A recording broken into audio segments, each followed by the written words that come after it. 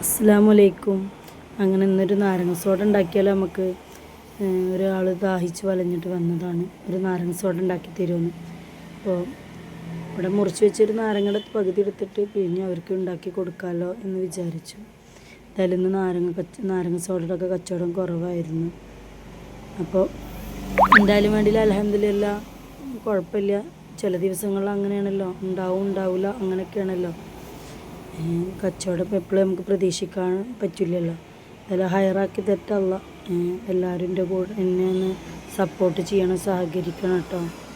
എനിക്ക് അറിയൊന്നുമില്ല എങ്ങനെയൊക്കെയാണ് വീഡിയോ ഇടുക എന്നൊന്നും എനിക്ക് അറിയില്ല.